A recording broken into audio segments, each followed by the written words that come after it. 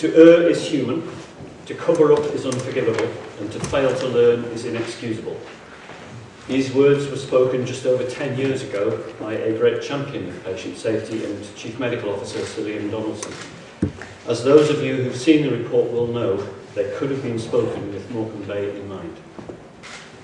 All healthcare everywhere includes the possibility of error.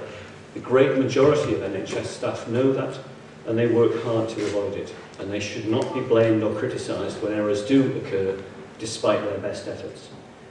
In return, however, all of us who work in and for the National Health Service owe a duty to the public to be open and honest.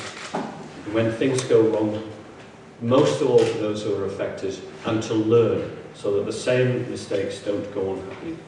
This is the contract that was broken at Morecambe Bay.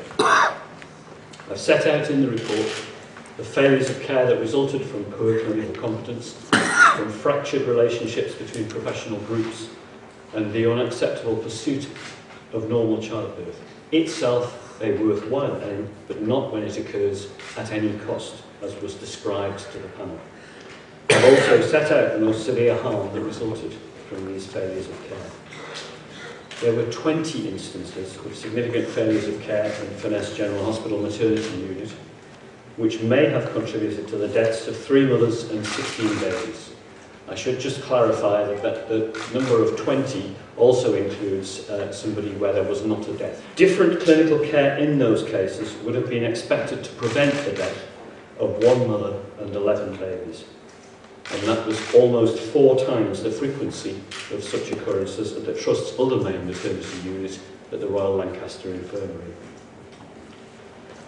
The problems affecting these services did not develop overnight. Had serious incidents, including deaths, been investigated properly, clear signals would have been found in 2004 and again several times in 2006 and 2007 that the unit was dysfunctional, but they were not investigated properly. Those affected by the consequences deserve to see the nature and the degree of failure acknowledged after too long hearing them denied. I am sorry that this has taken so long to happen.